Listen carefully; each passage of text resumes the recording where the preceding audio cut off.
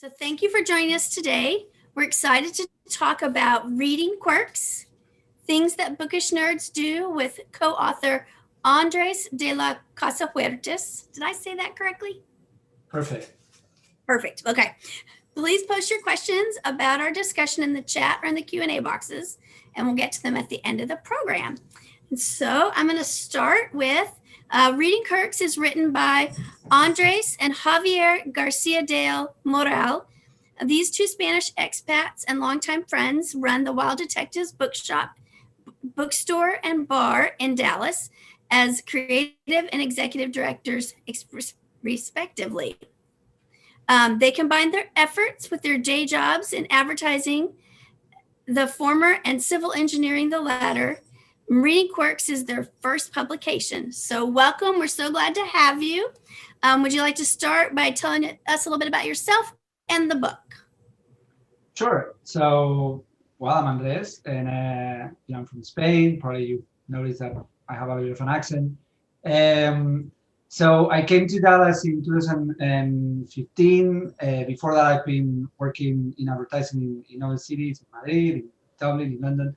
And at that time, my friend Javi, who is the owner of the Wild Detectives, I think it was a year since they opened, and he called me to ask me if I wanted to come here and take over kind of like the whole communication side of the business. So, doing some strategy for this social media, doing all the design, all the pieces that we were going to need moving forward.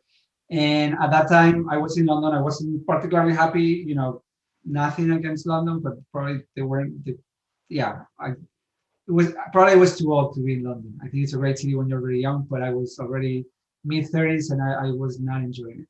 So that seemed like a really interesting perspective for me to come here to Dallas. I have been here before because having been here for some years, Javi and I, we go back until high school, something like that. Like we know each other since we were in our teens. Very good friends from back home, same hometown, and yeah, I came here and I've been working for the Wild Detectives ever since. That was my. I was working full time for the first 4 years, and then almost a couple of years ago, I went back to advertising. I'm working in advertising firm here in Dallas, but I'm still collaborating with them. I'm kind of like, when they need any kind of communication piece, I'm here for them. And again, I mean, Javi and I, we just hang out all the time. So yeah. And now the book. You asked me about the book. Sorry about that. I start talking, I lose myself. The book. So the book happened as part of the communication strategy that I was planning for the business. So I started to work here in 2015, and I think it was at the beginning of 2016. I was looking for some sort of content that could be content for content's sake, not so much about, hey, we're doing this, come to this event, or this is the book we want you to read and come to the shop and buy. So I wanted to do some sort of post that didn't feel like we wanted something from people. We wanted to just put that content out there.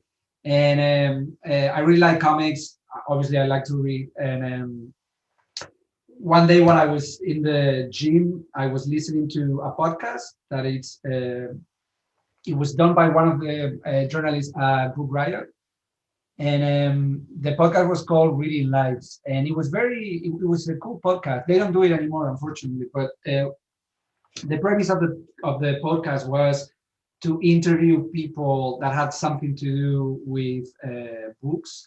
Sometimes they were authors, but they also interview librarians, they interview publishers, they interview journalists, uh, and all the questions were more about their relation with books and with the act of reading.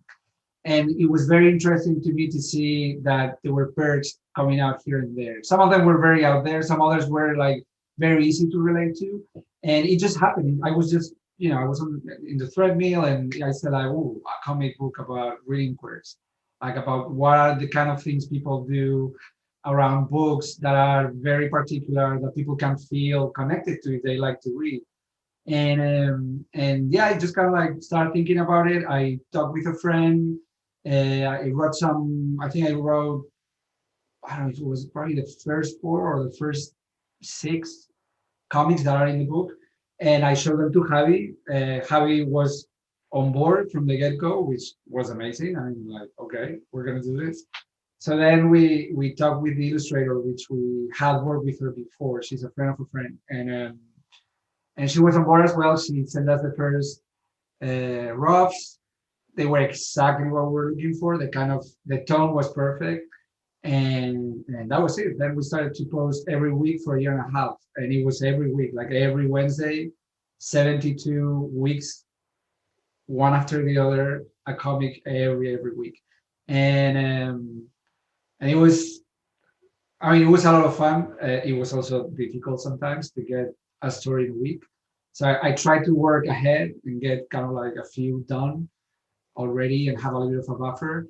And some stories came easy, some other stories were a pain to make them work.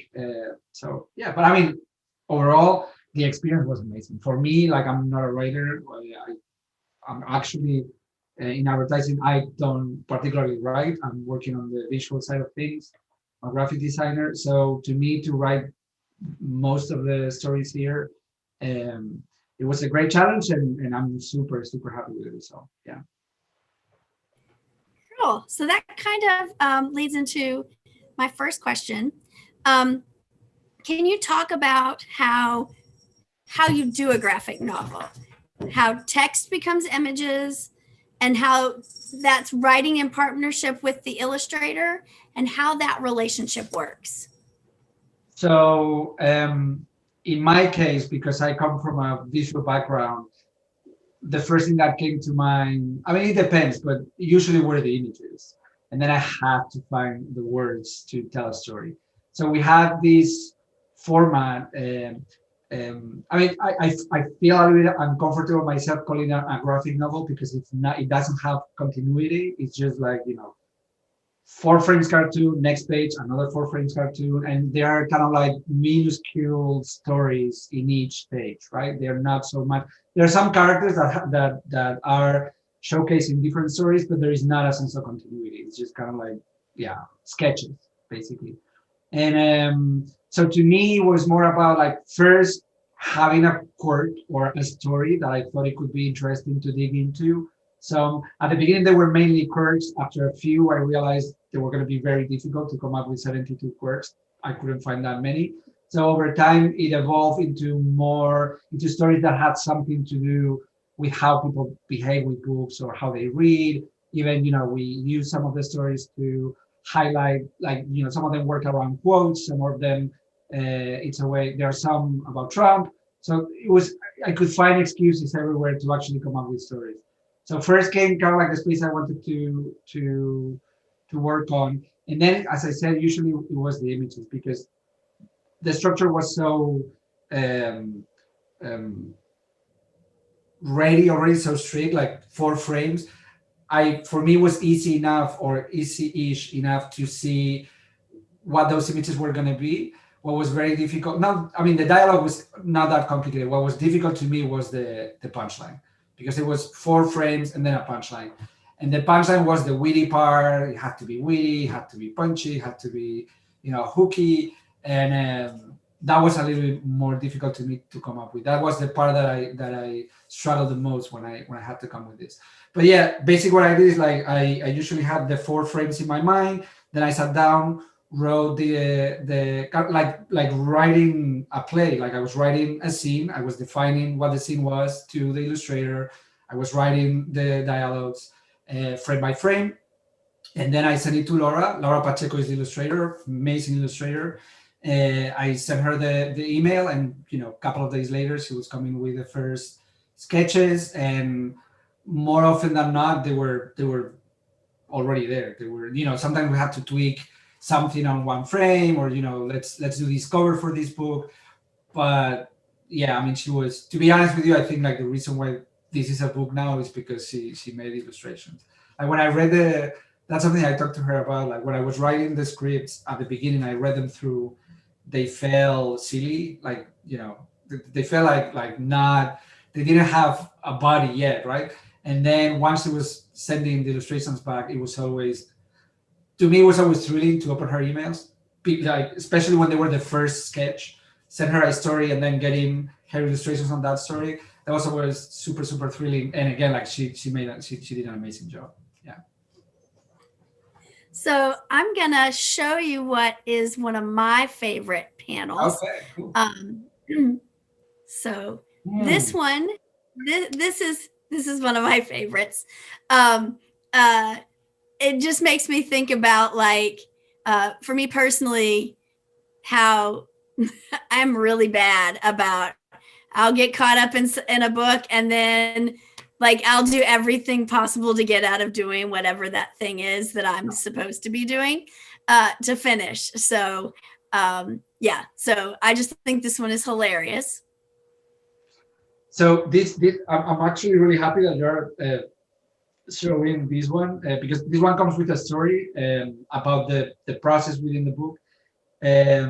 So the quirk in this case, I think a lot of people can relate to it, but I think the feeling came from a feeling that I have. I hate to break a chapter, like, reading. And for example, it happens to me when I usually read before going to, like, before sleeping. So I'm in bed reading and, I'm just falling asleep. I fall asleep very quickly. So I know I'm gonna leave a chapter in the middle, and I don't like that. And then, when I get it back, it's already, has started. Sometimes I have to read kind of like one page earlier just to kind of reconnect. But yeah, the feeling is definitely something that I felt. The characters here, and that's why I think this is interesting for the book, is I think this was the first moment in which we showed real people. So the guy is really close friend of Javi and myself. His name is Andrés, same as mine. And then the woman there is his girlfriend, which is Carmen. Carmen was the translator of the book from English into Spanish. That's one. And also her sister is the illustrator. So the reason why we are friends with the illustrator is because it's our friend's sister-in-law, basically. So it only made sense that the moment I thought it would be interesting to show some of my friends in the book, and that, this happened probably, I think this is number 26, 25. So for the next 50, we actually were, not on all of them, but sometimes we were, inviting friends of us to be part of the book. And that was, again, another interesting layer into my work with Laura, sorry, in which I was sending her pictures of my friends from Facebook or wherever, and she was coming back with her interpretation of those. And something that amazed me on this particular one, because it's the first time that the first time we did this, was the fact, like, her style is very minimal in a way, like the amount of strokes she uses are very few, but she can convey so much expression and personality with those. And when I saw these ones, I was very happy because the way that guy moves is very much like my friend. Like, especially frame 2 and I would say frame 2, frame 3. I could see my friend there, and it was great. Yeah. I love that. I love that it's based on somebody that you know. I think that's great. So do you have a favorite panel? I have a few. I mean, the one that I always highlight is one that is towards the end of the book, and it's story. So there is this hall. So there is a mother opening the door. The daughter is at the door, and the daughter just jumps to her mother and hugs her and says, "Mom, I love you." And the mom is all like, "Oh, of course. I mean, what is this? Why are you telling me this?" And the reason why she's doing that is because her mom lent her a book, and in that book, the mom had made comments 20 years ago. Then when the daughter reads the book, she reads the book, but she also reads the notes on the margin. That creates a connection between them that is very special. She feels it very special. Yeah. So I don't have that one pulled up, but I'm going to see how close I can get to the screen to it. So yeah, hello, sweetie. Come on, we're about to have dinner. I love you, Mom. I love you, Han. What's with you? I just finished the old copy of Doll's House you gave me. And then the mom says, well, I'm not going anywhere if that's what you're worried about. And then she says, the daughter, No, mom, it was your notes. Meeting the young you, I love them. So, so this is based on a. So my mom is a German teacher, but she taught literature for some years. So when I was in the last year of high school, I some of the books in the syllabus were books that my mom have taught because my mom taught literature on the last years of high school as well. So I took the book from home, and to my surprise, some of them, especially one in particular, La Voz de la Gente, it's a book in Spanish that we have to read. It was full of comments by her, and those comments were made probably 15, 20 years before I was reading them. So I could see the mental process my mom was going as a teacher while reading the book. So she had kind of like, question marks and highlights and, kind of like asking questions to herself. Is this, so she was connecting the story, and she was kind of like writing notes about what she wanted to tell in class. So to me, when I was reading that, it just felt like, a second dimension of the book, like a parallel story going on apart of, on top of the book itself, which by the way, I enjoyed a lot. That's probably one of my favorite books. Yeah. I love that. That's great. Okay, I'm going to show another one that I pulled out that I like. Let's see. Oh, let's do this one. Oh, okay. And I feel like this could be bookstores or libraries, which is part of the reason why I like this one. Yeah. Fair enough. Fair enough. So actually, this one was Javi who did this one. Javi came up with this idea, and so before I get into talking about this, like the first job we did with Laura before doing with Laura, I don't know why I'm calling her Laura. Laura is in English, like she's a Spanish person. So Laura Pacheco, the first time she worked for us, she was illustrating the menus we have in the store. And the idea for those menus was to create scenes that were happening in the store. So people, when they were using the menu, they could see it was a representation of the same space in which they were in.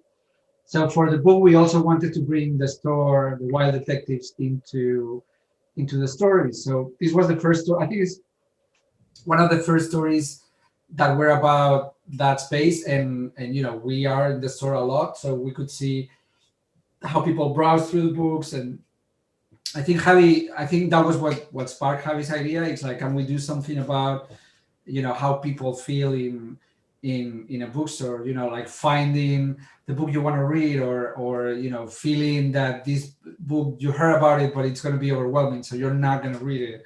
So we exaggerated scenes a lot, or Laura did that.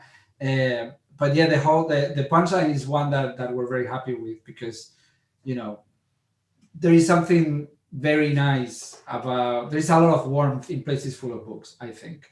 And they, the moment there are books around, there is a sense of coziness, and I don't know, there is a sense of protection, maybe. I don't know, maybe I'm reading too much into it, but I do like to be surrounded by books. And yeah, I think it worked quite nicely, this one. Yeah. Yeah, the guy hugging the book is my favorite. And I actually worked in a couple of our branches for a couple of years, and he just makes me think of like how the kids sometimes react when they find those books that they read all the time, and they've probably read that same book 50 times, and they still run to the shelf and kind of hug it. So that I loved this one. I think this one's great. Okay, I'm going to share one more. Let's do, trying to remember which. This one. This one I think is funny.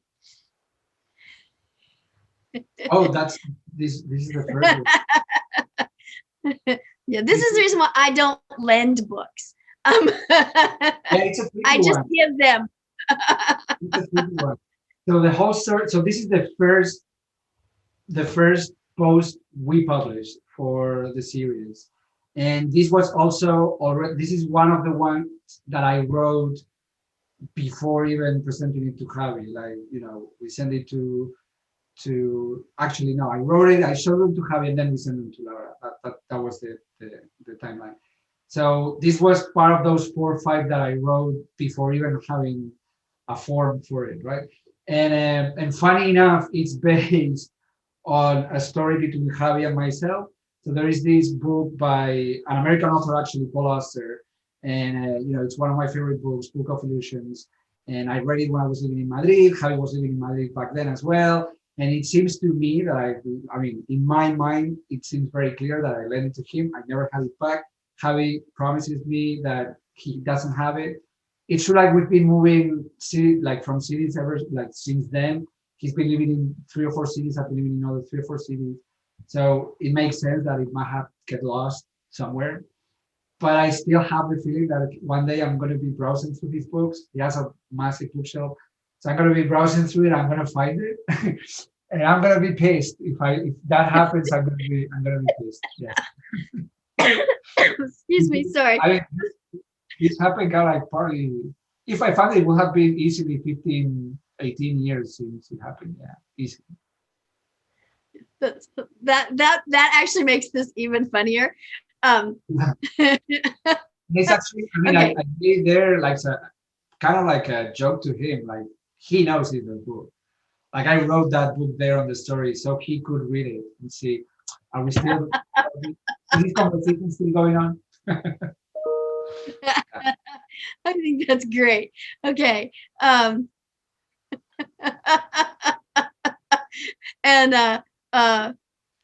so somebody posted in the chat that the bottom right is the librarian's life, the bottom right of that one, really? which I can't remember.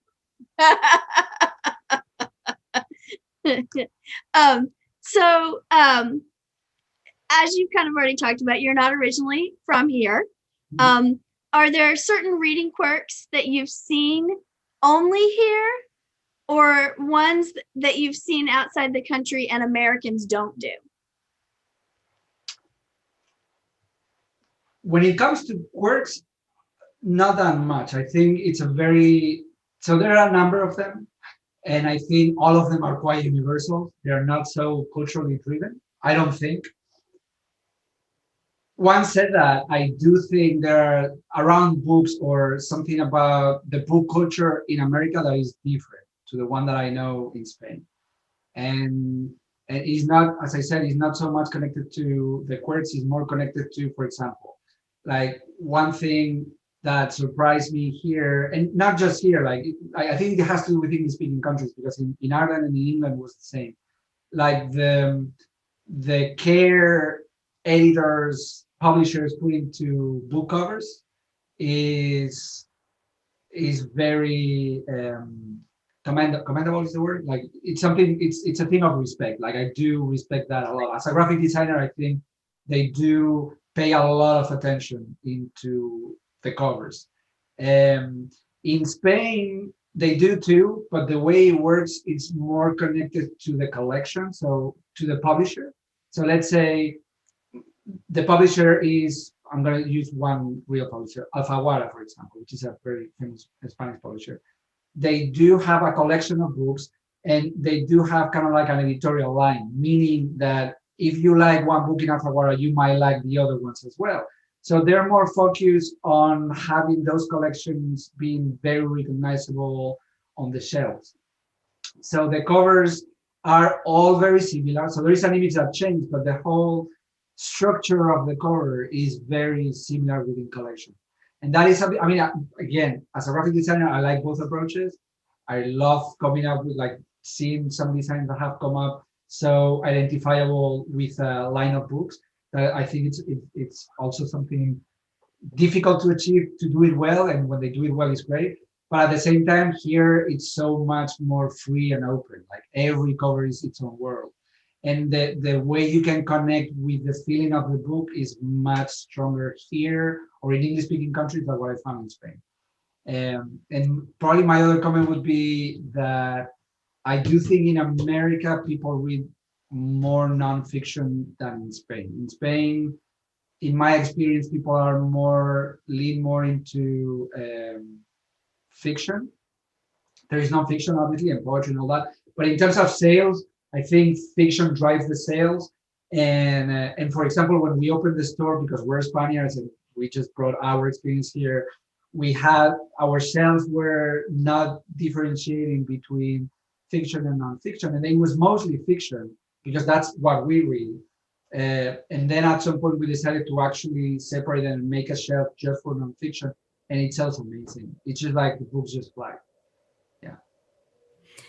So I think two things about what you're talking about is very interesting to me. So I am one of these weird readers that I make reading decisions solely based on what the cover looks like. Like I don't read jacket notes, I don't read the back. And sometimes that means I end up in books that I'm like, well, this is not what I thought this was going to be because I make decisions based on what the front of the book makes. And so there are a couple of books that have been really popular lately that people have asked me. I know you've read that. What do you think about it? And I'm like, well, when I was reading it, didn't really think I liked that book very much because it was not what I thought it was going to be.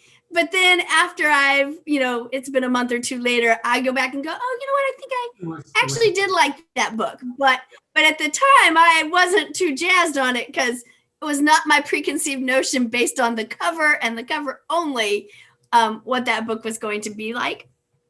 And then I do think it's really. Go ahead. No. You go, please. Sorry for interrupting. Well, I was just going to say, I also think it's really interesting that the difference between, because nonfiction is definitely very, very popular. And I find that interesting that it's not as popular in other places.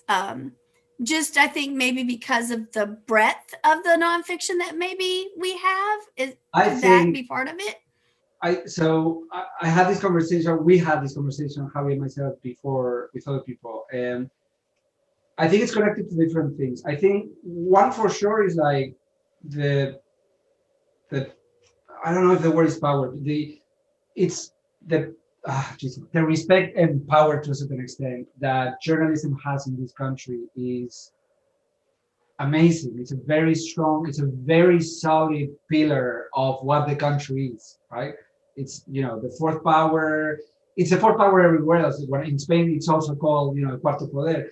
But I do think like the function newspapers have had in America, being a country that was basically a democracy from the get-go once after the independence. If you think about Europe, obviously journalism was there, but the regimes for the last 250 years have been very chaotic. Like we were moving from monarchies into republics, and then there were some two wars, massive wars, and so again, I don't know if that explains it, because I don't know if in Germany nonfiction is more popular than fiction. I cannot tell. In Spain, fiction it is more. I think it has to do with the tradition of storytelling. At the end of the day, in Spain, we're coming from a culture that is 600 years, like as a nation, 600 years older. So 600 years old, and storytelling has been always very much, at the surface of the fabric of society. So for whatever the reason, I don't know, again, if Spain is different than Italy, than Germany, I cannot tell, but I have the feeling that it has to do with the fact that in America, journalism is very strong. It's also a very factual country, it used to be, but like, it's very much about facts.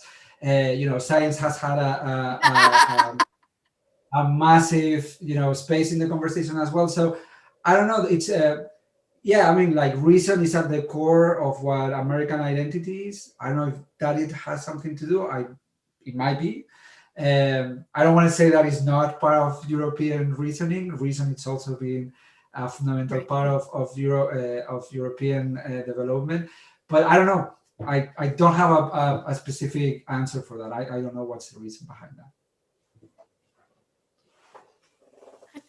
I think that's very, very interesting. So do you have a reading quirk?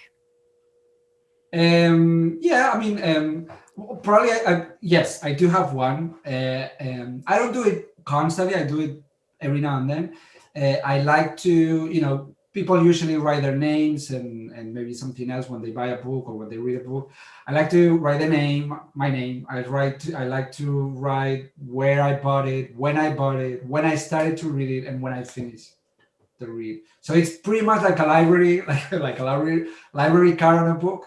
So it's just like a way for me to kind of like put it in my own um, story or my biography, like knowing that a book was read in that place at that time, and also I don't know, like I don't know if I can remember where I did buy all the books, but going to bookstores when I'm traveling is one of the things that I do when I'm traveling.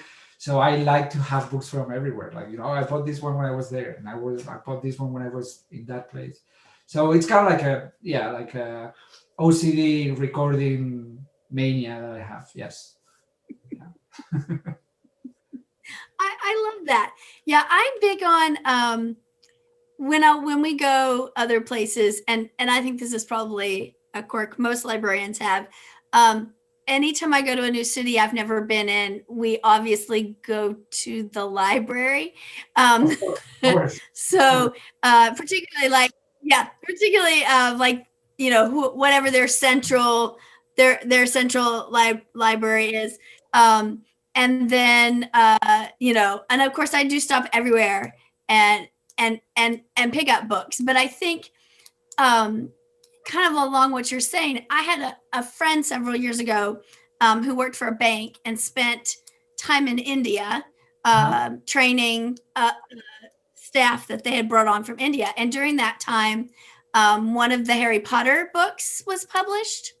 And so she brought all of us who were readers back that edition, because of course it's the British edition and not the American edition of that particular one. And I love that I just have that one that is so different.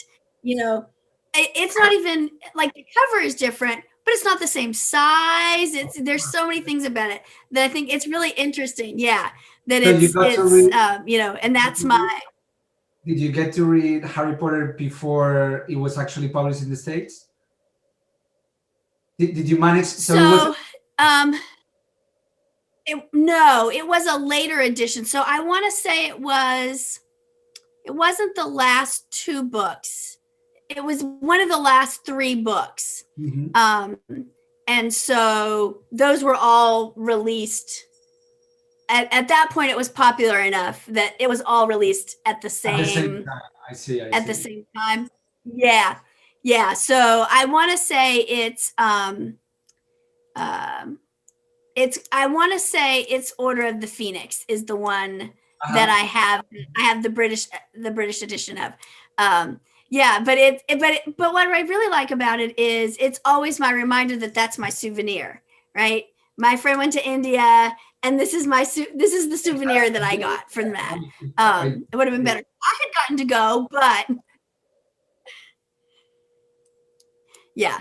And so I just think that's the collecting stuff as you kind of go different places. Yeah. And also, like, as you said, you have these occupational hassle, right? So of course, every time I go to a city, I go to a bookstore. Before I was working in the bookstore, I probably wouldn't, I used to go obviously bookstores and record stores, but I never thought too much about how they were displaying the books, what are the books they're highlighting, what is the flow of the store. So once I started to work for the Wild Detectives, every time I was going to a bookstore, I was like, okay, I think we can do something similar when I go back home. And what are they doing? Oh, that book, I didn't know they published it, because I was going back, for example, going back home.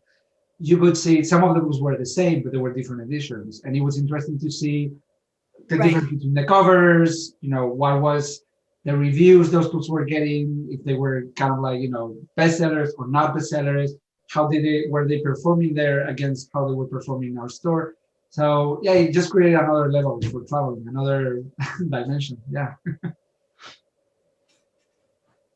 Well, and it's funny because that's one of the ongoing conversations we actually have about whether or not we are going to choose to stay with the way that libraries have always displayed books, or if there are several libraries in the country that have actually adopted the bookstore model.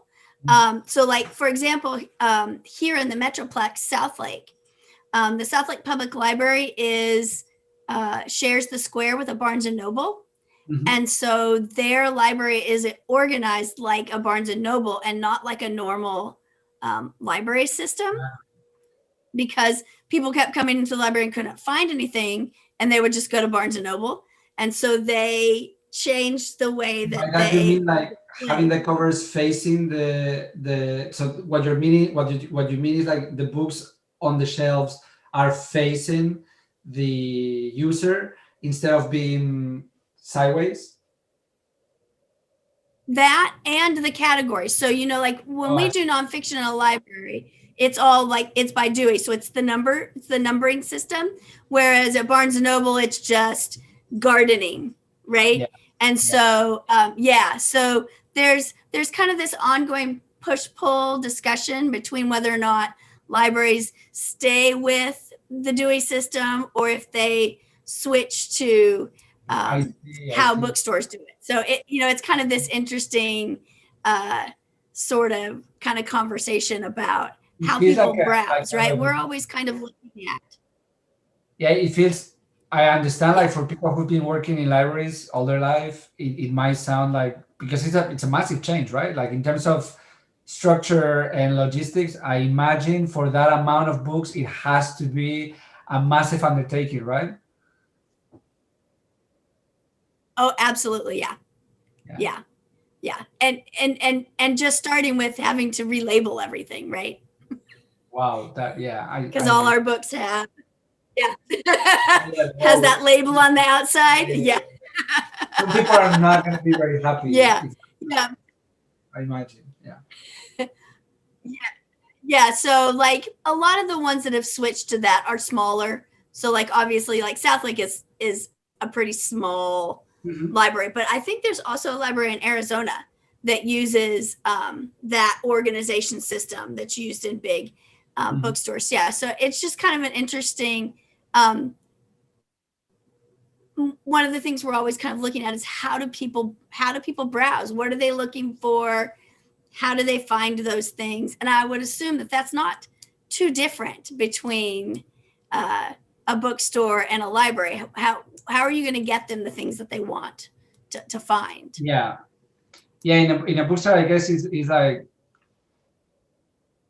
how do you keep them interested in browsing? And I mean, obviously, the way we work is we have a catalog that we've co-created with friends and people we've been knowing the last 20 years, and they like to read. We kind of like ask them, okay, make a list of your 20 favorite books, 50 favorite books. So we put all of them together, and we came up with I don't know, 1,500, 1,700, probably a little bit more, close to 20 to 2,000 books. And in the store, we can have just around 1,000, I think, around 1,000, 1,200, yes. So because we're always bringing new books, but we have this catalog that it's kind of like the books we're always pushing. And then over time, you realize there are some books that sell well, some other books it's more difficult to sell. And then by the way you display them, you want to, in one hand, get easy sales, but at the same time, getting some people intrigued. So you have to combine them well. It's like, okay, so I'm going to have this one here, I'm going to bring attention here, but then, maybe I have George Perec here, which, probably it's a little bit more difficult to sell. So yeah, I mean, I think it's an art. It's a fascinating thing, and I think I was 2 years kind of like doing all those things during 2 years, from 2017 2019, and yeah, I mean, I did enjoy it. Who will have to tell me? Yeah.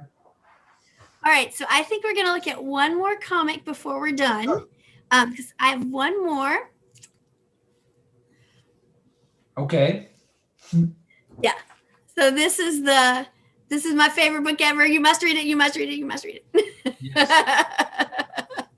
So there at the very bottom there is a thanks Catherine Byrne. Catherine, I think she lives now in Chicago. I haven't seen her in years, but she was somebody. She's an actress. We used to do some. I mean, she was part of a collective of actors here in Dallas who were putting together Shakespeare in the Bar. So in our backyard, every few months they were putting together a play, and it was like no studying the lines, so they were and a lot of drinking, so it was just like, you know, them like barely dressed as whatever part they had, and they were, you know, going about the story, going about the play. Sometimes they were asking for lines.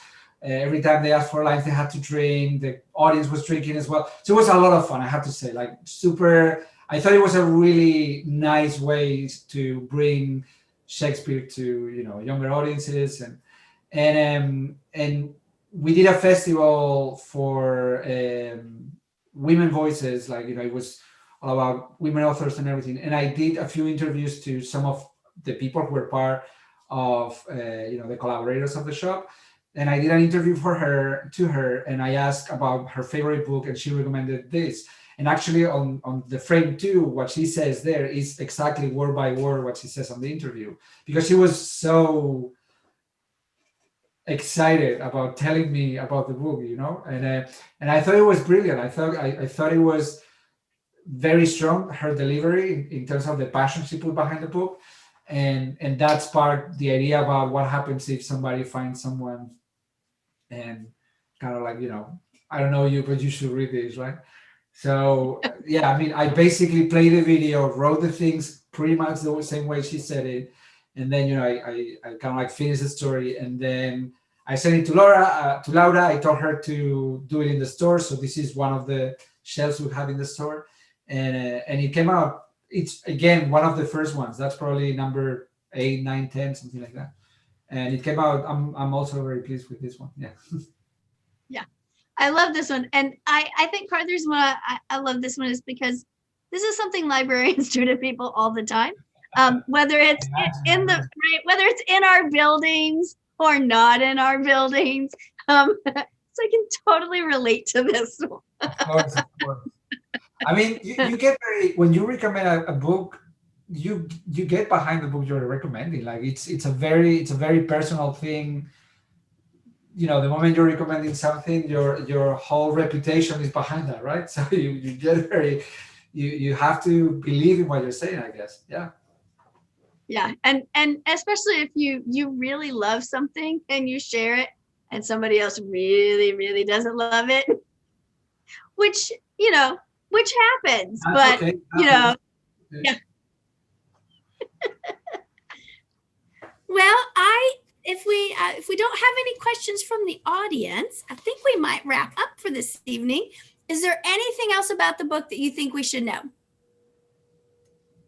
No, I think, I mean, like, you know, if you have the opportunity to have a look at it, have a look. I think, yeah, one thing I would like to say is that the feedback we've been having about the book taps on something that makes us very proud, and is the fact that people who like to read, they can find themselves in one or other cartoons. Like it's very relatable, and again, like you might not see yourself in cartoon number 6, but you might find yourself on cartoon number 9, and maybe you can recognize some of your friends who like to read in another cartoon. So probably you're not gonna see yourself in all of them, but I think the book does a good job in terms of um, showing some of the traits we readers have and seeing ourselves in them. Yeah. Yes, I totally agree with that. There were so many of these that I totally just right away, you know, I related to them, I got them, and I really enjoyed them. So I definitely, yeah, this is definitely a great book to share and to share with other readers. So we want to thank you very much for being here with us tonight, and everyone who joined us. If you would like to purchase a copy of the book, there are copies available at the Wild Detectives. And here is their contact information. And we also have a great lineup of author visits from now through April, almost one a week. Please visit our website, fortworthlibrary.org, and check out the calendar for upcoming events. And I hope everyone has a great evening, and thank you very much. Well, Jennifer, thank you so much for having me here. Thanks a lot for your super kind words at the end. I really appreciate that. I'm delighted that you enjoyed the book, and yeah, thanks a lot. It's been a pleasure being here. Thank you. Have a nice evening.